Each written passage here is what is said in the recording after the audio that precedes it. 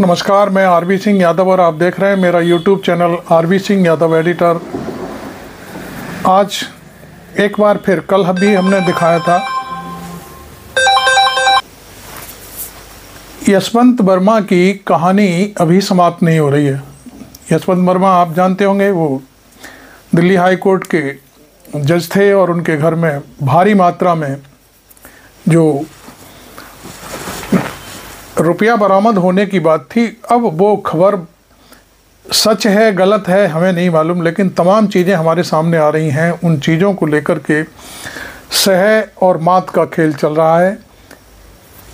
घटना सबकी नज़र में है, सुप्रीम कोर्ट की नज़र में भी है वो चीज़, दिल्ली पुलिस की भी नज़र में है, लेकिन कोई बताने को तैयार नहीं है। यहाँ तक कि जो चीफ फायर ऑफिसर हैं उनके हवाले से एक खबर छप गई कि वहाँ पर कैश बरामद हुआ था। बाद में उनका खंडन आया लिखित रूप में कि भाई मैंने तो ऐसा कोई बयान ही नहीं दिया। भाई बयान नहीं दिया तो कम से कम अब बयान दे दो, क्या फ़र्क पड़ता है? बताइए क्या कैश बरामद हुआ है कि नहीं हुआ है। यदि नहीं हुआ है तो बात ख़त्म हो जाती है, सारी स्टोरी एक तरफ धरी रह जाती है। लेकिन तमाम चीज़ें हैं हमारे सामने। अब हम आपको सबसे पहले, ये वीडियो थोड़ा लंबा होगा, इसमें कई बातें मैं करूँगा।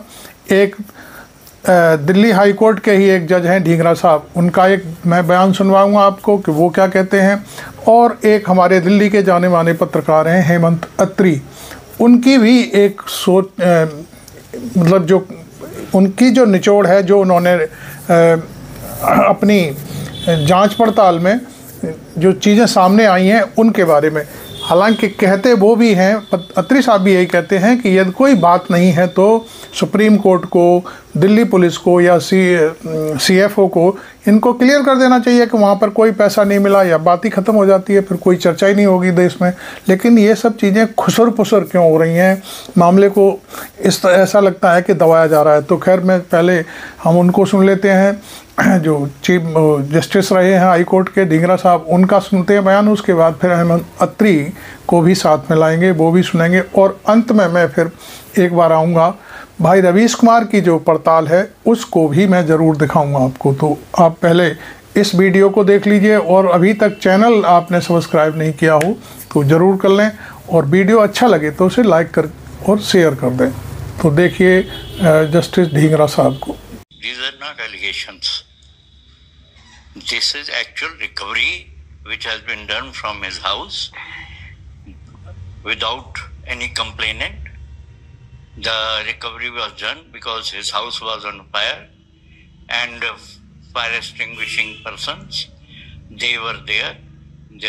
After extinguishing the fire, you see they always make a discovery what has burnt out, what has not been burnt out. In that process, this one room full of cash was found there, and they informed the police. Police came and police informed Supreme Court. So it is not alleged recovery. It is actual recovery. So once this recovery has been done from the house of a High Court judge, and this was huge, first Supreme Court should have disclosed how much is the recovery. Police should also have disclosed how much was the recovery, so that people would have known the quantum of recovery. If it was only few lakh or it was few crores. After this disclosure, then the Supreme Court should have ordered for registration of an FIR for holding money beyond the means. And after ordering registration of FIR, an in-house inquiry should have been ordered to ascertain the source of this money.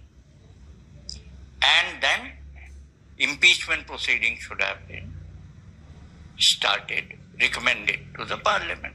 This should have been the right course. Transferring a person is not the solution.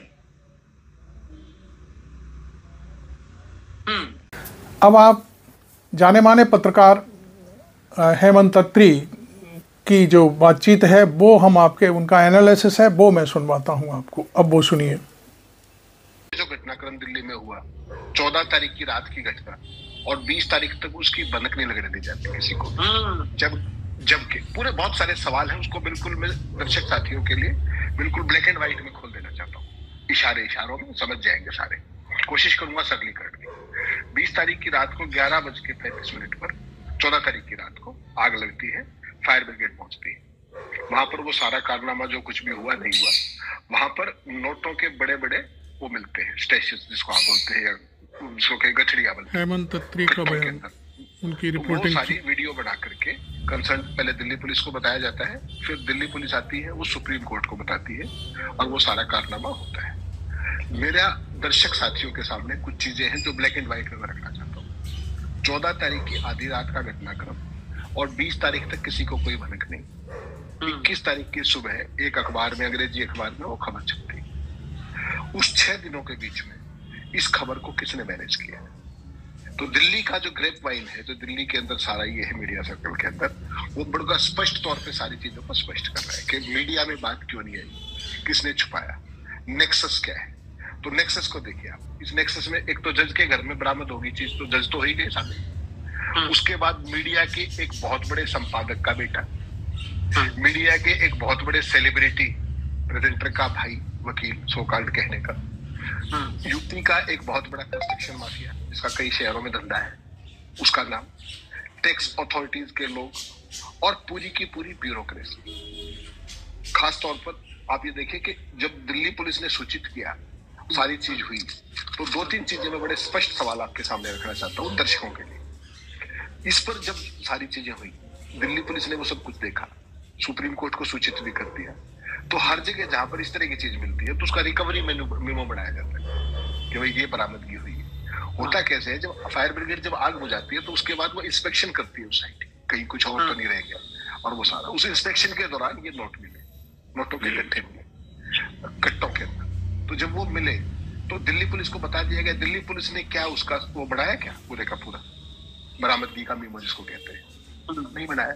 बनाया तो कहाँ है वो, और बनाया तो उसके basis पे केस दर्ज क्यों नहीं किया गया? सवाल तो ये आएगा, रिकवरी मेमो बना नहीं बना, क्यों नहीं बना? उसके बाद अब सीजर मेमो जिसको आप कह सकते हैं, seizure memo is the more important, मतलब more technical word, seizure memo. उसके बाद जो वर्मा साहब थे, उनको क्या वो वीडियो दिखाया गया जलते हुए नोटों का, उस कमरे के उसका सीन का, और वो जब वीडियो बना और जो सुप्रीम कोर्ट को भेजा गया और वो गया, तो वो कहाँ गया? उसको डिलीट किसने कराया? जिसने भेजा उसकी डिवाइस से भी, जिसको भेजा गया उसकी डिवाइस से वो डिलीट किसने कराया और क्यों कराया? जिस फोन से वीडियो बना था वो फोन रिकवर किया गया या नहीं किया गया, क्यों नहीं किया गया? सवाल आएगा कि नहीं आएगा? और उसके अलावा जो सबसे बड़ी बात है कि इस सारे मामले में अभी तक ना तो दिल्ली पुलिस ने, और कल सुप्रीम कोर्ट का आपने 2 पेज का बयान जब हम शो खत्म करके हटे, उसके तुरंत बाद 2 पेज का सुप्रीम कोर्ट का बयान देखा। सुप्रीम कोर्ट के प्रति हमारा पूरा मान सम्मान है, लेकिन मेरा एक सवाल है। सुप्रीम कोर्ट कहता है कि बरामदगी के बारे में तरह तरह की अफवाहें फैलाता है। अफवाह फैलाने का स्कोप कौन दे रहा है? सुप्रीम कोर्ट को तो पता है, सुप्रीम कोर्ट को तो पता है ना बरामदगी हुई है या नहीं। सुप्रीम कोर्ट केवल एक सेंटेंस कह दे कि कोई बरामदगी हुई, बात खत्म होगी। और अगर बरामदगी हुई है तो अमाउंट बता दे, अफवाहें खत्म हो जाएंगी। तो अफवाहों को उड़ने देने की गुंजाइश कौन पैदा कर रहा है? सोच लीजिए, दिल्ली पुलिस बता देती, सुप्रीम कोर्ट बता देता। अफवाह कहने की बजाय आप अमाउंट बता दो ना, और ये आप ये कह दो नहीं बरामदगी हुई, बात ही खत्म, कहानी खत्म होगी। अब जो कहानी स्थिति है, कुल मिलाकर के स्थिति है कि मेरा आपसे बेसिक्स जो दर्शक साथियों के सामने कि बरामदगी की राशि क्यों नहीं बताई गई अब तक। अब तो पर कल के बाद तो सारा खुल गया, क्यों दिल्ली पुलिस क्यों नहीं बता? सीजर मेमो कहाँ है? सुप्रीम कोर्ट क्यों नहीं बता रहा है? नंबर 1। नंबर 2, सबसे पहला काम जो संभव था इजीली, अगर बरामदगी हुई है तो सबसे पहला काम था जस्टिस वर्मा से उनका काम छीन लेना, वर्क विड्रॉ करना बोलते हैं उसको। वो तो नहीं किया गया। गुपचुप ढंग से कथित तौर पे उनकी बदली कर दी गई इलाहाबाद हाई कोर्ट में। इलाहाबाद की बार ने बगावत कर दी, वो कल हमने बता दिया था कि भाई हम इसको बंद कर देंगे, हाई कोर्ट को ये नहीं चलने देंगे, अनिश्चित काल के लिए बंद करना। वो भी हो गया। सवाल ये है कि सुप्रीम कोर्ट को जब सारी चीजें भेजी गई, उन्होंने FIR का आदेश क्यों दिया? पहला सवाल। अंदरूनी जांच जो इन हाउस कमेटी होती है, जिसमें सुप्रीम कोर्ट का एक जज होता है, 2 Delhi high court, 2 high court के चीफ जस्टिस होते हैं, वो तत्काल क्यों नहीं की गई? उसी के बेसिस पे तो फाइनली आप या तो उनको रिमूव करोगे या उनका इम्पीचमेंट के लिए रिकमेंड करोगे। जो बचा रहा है कौन है? जो बचवा रहा है वो पैसे जो बरामद हुए थे कथित तौर पर वो कहाँ है? सवाल आएगा ना, वो पैसे किसके, कितने? एफआईआर क्यों नहीं, जांच क्यों नहीं हो रही? CBI, ED, income tax, Delhi police क्या कर रहे हैं? सवाल तो आएगा ना। ये सारे के सारे सवाल एक चीज बड़ी साफ कह रहे हैं, वो दिल्ली हाईकोर्ट के एक पूर्व जज है एसएन धिंगड़ा। अब मैं आपके सामने लाता हूं भाई रवीश कुमार का वो वीडियो जिसमें उन्होंने पूरी पड़ताल की है। कल भी उन्होंने पड़ताल की थी, उसको हमने शेयर किया था थोड़ा सा क्लिपिंग। आज भी हम उनकी जो मुख्य मुख्य बातें हैं वो आपके सामने रखते हैं। तो देखिए रवीश कुमार जी को। में जो बरामद हुआ था, खबरों में नदारत भी हो। पहले खंडन आया कि भारी मात्रा में कैश मिलने की खबर गलत है, फिर उसका खंडन आ गया कि दिल्ली फायर चीफ ने ऐसा कहा ही नहीं। सब कुछ इतने पारदर्शी तरीके से हुआ कि पारदर्शिता भी शर्मा जाए कि उसे पारदर्शिता क्यों कहा जा रहा है। क्या इस मामले में भारी मात्रा में ऐसा कुछ हो रहा है जिसे लेकर भारत के नागरिकों को अतिरिक्त रूप से भारी मात्रा में सतर्क रहने की जरूरत है? दोनों बातों को लेकर, अगर भ्रष्टाचार हुआ है तो कहीं दबाने का प्रयास तो नहीं किया जा रहा, और अगर नहीं हुआ है तो किसी जज को फंसाने का प्रयास तो नहीं किया जा रहा। सवाल है कि जब कैश की इतनी बात हो गई है, सब जगह खबर छप गई है, तो उस कैश को सामने क्यों नहीं लाया जा रहा है? इस पर बयान आना चाहिए कि वीडियो रिकॉर्डिंग हुई थी और नहीं हुई थी। अगर हुई थी तो रिकॉर्डिंग कहां है? वीडियो रिकॉर्डिंग हुई या नहीं हुई, इसका कैश से कोई संबंध नहीं। अगर कैश बरामद हुआ है तो वो कहां है? सबूत मिटाने की भी खबरें चल पड़ी हैं, उस पर भी सफाई आनी चाहिए कि सबूत बचाने के लिए मिटाए जा रहे हैं या किसी को फंसाने के लिए मिटाए जा रहे हैं। जज के घर पर आग लगी है, कितनी बड़ी आग थी, इसकी कोई जानकारी नहीं और तस्वीर नहीं। ठीक है कि आंतरिक जांच हो रही है, हुई है, और चीफ जस्टिस ऑफ इंडिया को उस पर फैसला लेना है, लेकिन क्या इन सारे तथ्यों को पब्लिक के सामने नहीं रखना चाहिए? बयान और तथ्य इस तरह से क्यों दिए जा रहे हैं कि संदेह गहरा है? बजाय इसके सबूत ही सामने रख दीजिए ताकि संदेह हमेशा के लिए समाप्त हो जाए। क्योंकि खबरों में कुछ बातें नहीं हैं, जैसे जस्टिस वर्मा छुट्टी पर कहां थे, उनके साथ और कौन था, क्या कोई और जस्टिस थे, दूसरा आग लगने के वक्त उनके घर पर कौन था, उन्होंने क्या देखा, इनकी कोई बात क्यों नहीं है? उम्मीद है आप इस वीडियो को अंतिम मात्रा तक देखेंगे, यानी जब तक समाप्त नहीं हो जाता। सीट बेल्ट कस लीजिए, क्योंकि भारी मात्रा में बरामद कैश को दबाने या अफवाह बताने के इस प्रसंग को लेकर भारी मात्रा में सवाल उठने लगे हैं। इसलिए हमें भी भारी मात्रा में दूसरी बार लंबा वीडियो बनाना पड़ रहा है। 21 मार्च के टाइम्स ऑफ इंडिया में इसकी खबर सबसे पहले छपी थी। सुप्रीम कोर्ट के खंडन के बाद भी 22 मार्च के टाइम्स ऑफ इंडिया की यह पहली लीड यानी पहली बड़ी खबर है। हेडलाइन देखिए, जज के घर से कैश की बरामदगी, चीफ जस्टिस ऑफ इंडिया आज जांच पर फैसला करेंगे। हाईकोर्ट के चीफ जस्टिस ने अपनी जांच रिपोर्ट सौंप दी है। इस खबर की पहली लाइन इसी तरह से शुरू होती है कि दिल्ली हाईकोर्ट के जस्टिस वर्मा का इलाहाबाद हाईकोर्ट में तबादले के फैसले के अगले दिन भारत के प्रधान न्यायाधीश संजीव खन्ना ने दिल्ली हाईकोर्ट के चीफ जस्टिस डीके उपाध्याय से जांच रिपोर्ट प्राप्त की। जस्टिस वर्मा ने शुक्रवार को कोर्ट का संचालन नहीं किया, लेकिन इसी टाइम्स ऑफ इंडिया की पहली खबर के ठीक बगल में छपी यह खबर भी देखिए। लिखा है 2018 में जस्टिस यशवंत वर्मा का नाम सीबीआई की एक एफआईआर में आया। सीबीआई के अलावा ईडी के ईसीआईआर में भी आया। यूपी के गाजियाबाद के सिंभावली चीनी मिल द्वारा कथित रूप से बैंक फ्रॉड का यह मामला था।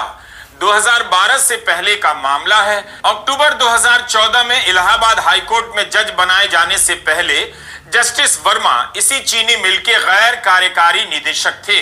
ओरिएंटल बैंक ऑफ कॉमर्स ने इस चीनी मिल को 150 करोड़ रुपए का लोन दिया ताकि किसानों की मदद की जा सके, मगर मिल ने कथित रूप से फ्रॉड किया। एफआईआर बैंक की तरफ से कराई गई थी।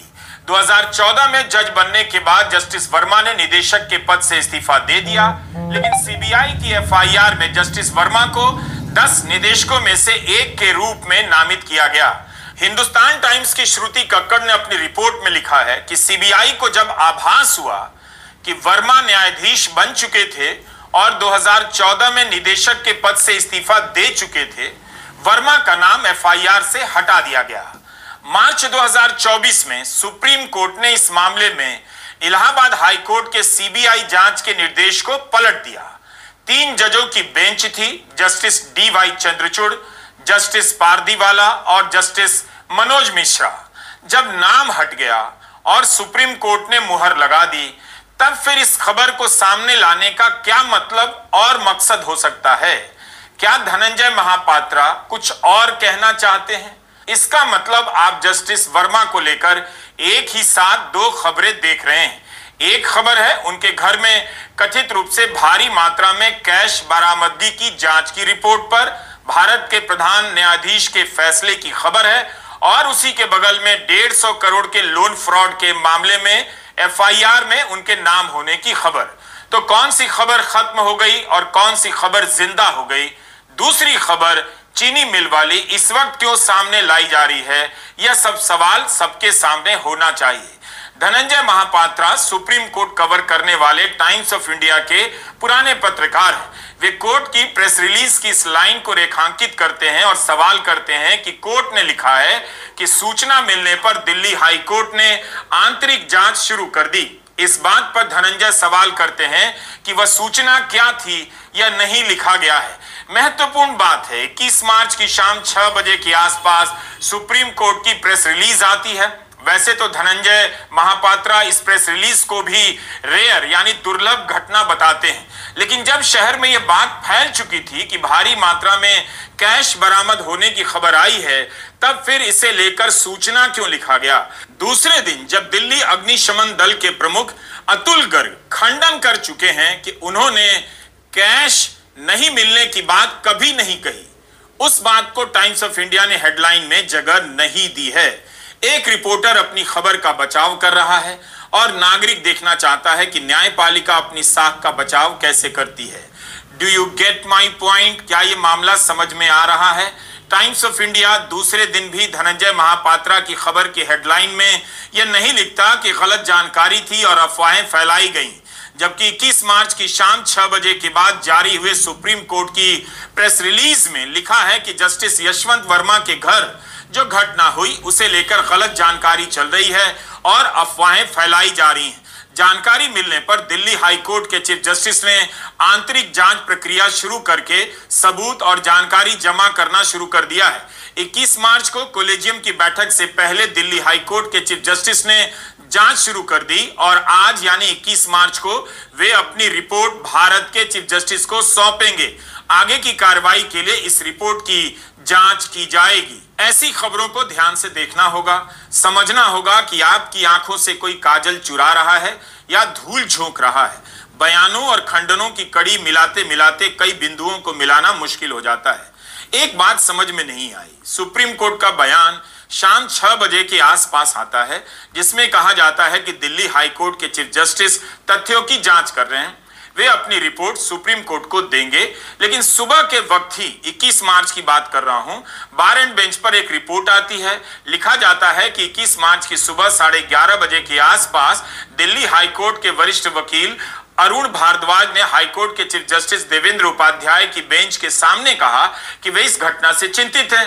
बार एंड बेंच ने लिखा कि अरुण भारद्वाज के इस बयान पर चीफ जस्टिस ने कहा वे भी चिंताओं से अवगत हैं। चीफ जस्टिस ने तो यही कहा कि वे चिंताओं से अवगत हैं। उन्हें किस चीज की चिंता थी? भारी मात्रा में कैश मिलने की चिंता थी या भारी मात्रा में कैश मिलने की अफवाह को लेकर चिंता थी? अगर यह बात अफवाह थी तो इतनी देर क्यों लगी खंडन करने में? जस्टिस वर्मा ने कोर्ट से छुट्टी क्यों ली? अब आते हैं दिल्ली अग्निशमन विभाग के खंडन की खबर पर। समाचार एजेंसी पीटीआई से खबर जारी होती है कि अग्निशमन विभाग के चीफ अतुल गर्ग ने कहा है कि कैश मिलने की बात गलत है। बाकायदा उनका नाम था, सभी जगह हेडलाइन छप जाती है कि फायर डिपार्टमेंट के चीफ ने कहा है कैश नहीं मिला है। लेकिन यह सब छप जाने के बाद अतुल गर्ग का खंडन भी आता है कि उन्होंने ऐसा बयान नहीं दिया। तो क्या पीटीआई ने खुद से खबर बना दी, या अतुल गर्ग को ध्यान आया कि जिस मामले की जांच दिल्ली हाईकोर्ट के चीफ जस्टिस कर रहे हैं उस मामले में वे मीडिया में कैसे बोल रहे हैं? नहीं बोल सकते।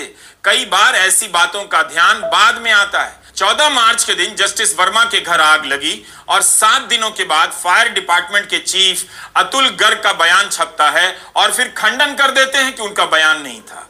इस पर कांग्रेस के प्रवक्ता पवन खेड़ा ने एक सवाल किया है कि लगता है ईडी सीबीआई से बेहतर काम फायर डिपार्टमेंट वाले करने लगे हैं। पवन खेड़ा लिखते हैं कि नए भारत में ईडी या सीबीआई की जगह अब फायर ब्रिगेड भ्रष्टाचार का पर्दाफाश कर रही है। एक आम आदमी आईटी रिटर्न ना भर पाए तो उससे पूछताछ होती है, नोटिस आता है, जवाब ना दे पाए तो जेल की हवा खानी पड़ती है। लेकिन अगर किसी बड़े जज के घर में 15 करोड़ कैश मिले तो उसे ट्रांसफर कर दिया जाता है। मजाक तो यह है कि इन्हीं जज साहब से अब उत्तर प्रदेश की जनता न्याय मांगने जाएगी। 15 करोड़ कैश की बात आई कहां से? सुप्रीम कोर्ट की प्रेस रिलीज में राशि की बात नहीं है, 15 करोड़ नहीं लिखा है और यह भी नहीं लिखा है कि पैसा मिला है। सिर्फ यह लिखा है कि सूचना मिली है, उस पर जांच हो रही है। यह बात फिर कहां से आ गई कि 15 करोड़ की राशि है? क्योंकि इलाहाबाद हाईकोर्ट के बार एसोसिएशन की तरफ से बाकायदा प्रेस रिलीज जारी कर दी गई और उसमें 15 करोड़ की बात लिख दी गई। हमने अपने 21 मार्च के वीडियो में केवल भारी मात्रा लिखा था, 15 या 20 करोड़ नहीं लिखा था। इलाहाबाद हाईकोर्ट के बार एसोसिएशन के अध्यक्ष अनिल तिवारी मीडिया से बात करते हैं, कहते हैं कि जस्टिस वर्मा के घर से 15 करोड़ मिला है। उन्होंने तो यह भी कह दिया कि आम कर्मचारी के घर 15 लाख मिले तो जेल चला जाए ऐसे मामले में, लेकिन इतना पैसा मिले तो आप इलाहाबाद हाईकोर्ट भेज देते हैं। इलाहाबाद हाईकोर्ट कूड़े का डब्बा नहीं है। अगर उनका तबादला इलाहाबाद हाईकोर्ट किया गया तो वकील विरोध करेंगे, कोर्ट का काम बंद कर देंगे। इसलिए यह मामला न्यायपालिका का एक और बार इम्तिहान ले रहा है। जस्टिस वर्मा का भी 5 साल से अधिक का कार्यकाल है। अक्टूबर 2021 में दिल्ली हाईकोर्ट आए। दिल्ली हाईकोर्ट में नंबर 2 के पोजीशन पर बताए जाते हैं। इलाहाबाद हाईकोर्ट में उन्हें 9वें नंबर पर भेजा जा रहा है। क्या यह आम प्रक्रिया है तबादले की? क्या ऐसा होता रहता है? जजों के लिए सीनियरिटी का मामला जरा संवेदनशील होता है। हम ऐसे विषयों के जानकार तो नहीं हैं, मगर सवाल ही पूछ सकते हैं कि क्या ऐसा पहले भी हो चुका है कि तबादले को सजा में बदलने के लिए सीनियरिटी की लिस्ट में किसी को नीचे कर दिया गया?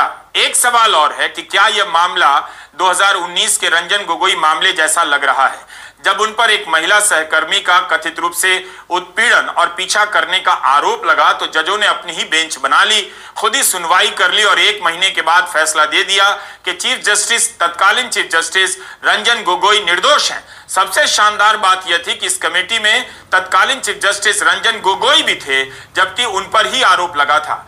इस बेंच और उसके फैसले की काफी निंदा की गई और उसका भाव तो यही था कि न्याय का बुनियादी सिद्धांत बुनियाद के नीचे बुनिया खाने चला गया है।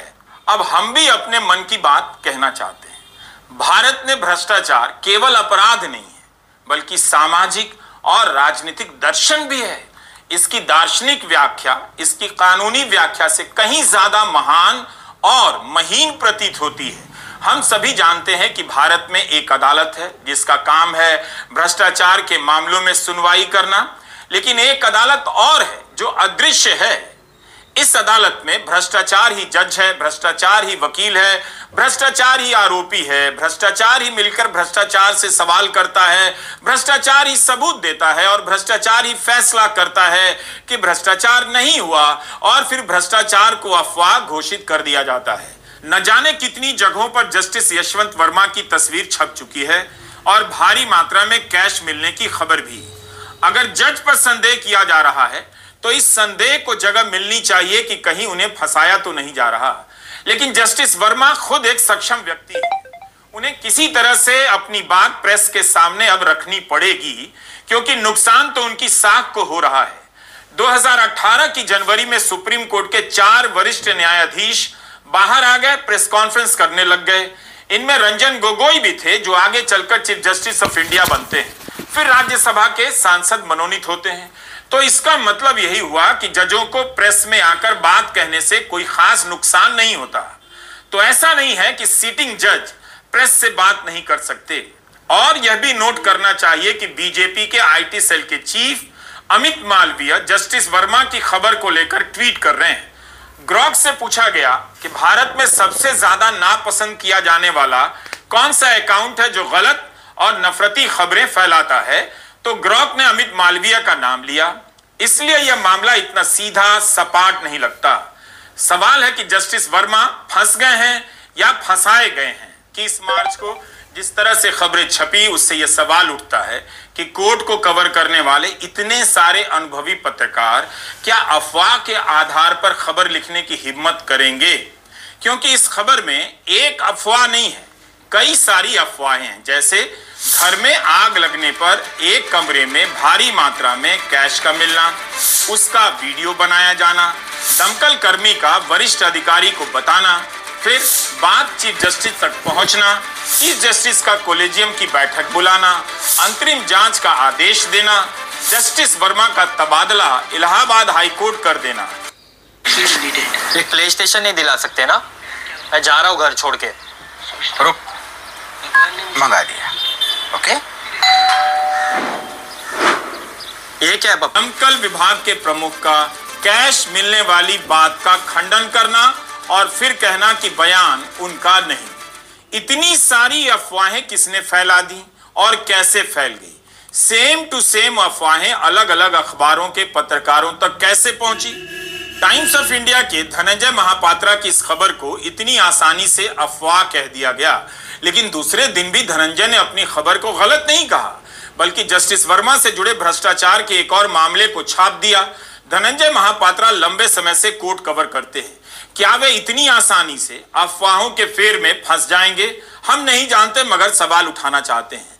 खबरें कई बार गलत हो जाती हैं, गैर इरादतन भी, लेकिन दूसरे दिन की खबर नहीं बताती कि धनंजय महापात्रा ने अभी यह स्वीकार किया है कि उनसे कोई बड़ी गलती हुई है। ना टाइम्स ऑफ इंडिया ने अपने रिपोर्टर की खबर से दूरी बनाई है। यही नहीं, धनंजय महापात्रा की रिपोर्ट छपने के बाद 21 मार्च को दूसरे पत्रकार भी इस खबर को छापने लग जाते हैं। इंडियन एक्सप्रेस के अनंत कृष्णन जी, बार एंड बेंच की गीति प्रताप और देबायन रॉय ने भी इस मामले से जुड़ी खबरें लिखी। क्या उन्होंने भी अफवाह को खबर बनाया? हिंदुस्तान टाइम्स के उत्कर्ष आनंद ने भी सूत्रों के आधार पर यही रिपोर्ट किया कि कोलेजियम की बैठक हुई है। जस्टिस यशवंत वर्मा के घर एक कमरे से भारी मात्रा में कैश मिला है। यह मामला न्यायपालिका की अग्नि परीक्षा है। देश देख रहा है कि इस मामले को पारदर्शिता के साथ निपटा जा रहा है या पर्दा डालकर निपटाया जा रहा है। एक तरफ लिखा है तबादला इंक्वायरी से स्वतंत्र है, लेकिन लाइव लॉ ने सुप्रीम कोर्ट के प्रेस नोट पर लिखा है कि इससे 3 बातें स्पष्ट हो जाती हैं। एक ये कि दिल्ली हाई कोर्ट ने कोलेजियम की बैठक से पहले ही जांच बिठा दी थी। दूसरी बात यह कि जांच पूरी होने तक जस्टिस वर्मा का दिल्ली हाई कोर्ट से तबादला किया जा रहा है, क्योंकि उनकी मौजूदगी से जांच की प्रक्रिया प्रभावित हो सकती है। तीसरी बात यह है कि तबादले पर कोलेजियम ने अलग अलग लोगों से राय मांगी। तथ्य क्या है, सबूत क्या है, अदालत ही जाने। लेकिन जिस तरह से केस को लेकर मीडिया में अलग अलग समय पर जानकारी आई है, उससे और मामला बिगड़ा है। संदेह दूर होने के बजाय गहरा ही हुआ है। 21 और 22 मार्च को जिस तरह से खबरें छपी हैं, हमने उसी से कड़ियां खोज खोज कर अपने सवालों को जोड़ा है। 21 मार्च को एक पूर्व जज एसएन ढींगरा का बयान आता है। जस्टिस ढींगरा कहते हैं कि मेरी राय में एफआईआर तुरंत दर्ज होनी चाहिए थी। एफआईआर के बाद सुप्रीम कोर्ट को आगे की कार्रवाई की अनुमति देनी चाहिए थी। उसके बाद सुप्रीम कोर्ट को एक्शन लेना चाहिए था, या तो तबादला करना चाहिए था या महाभियोग की प्रक्रिया शुरू करनी चाहिए थी। हमारा सवाल है कि कैश था या नहीं, इसकी पुष्टि होने में 14 मार्च से 22 मार्च क्यों हुआ?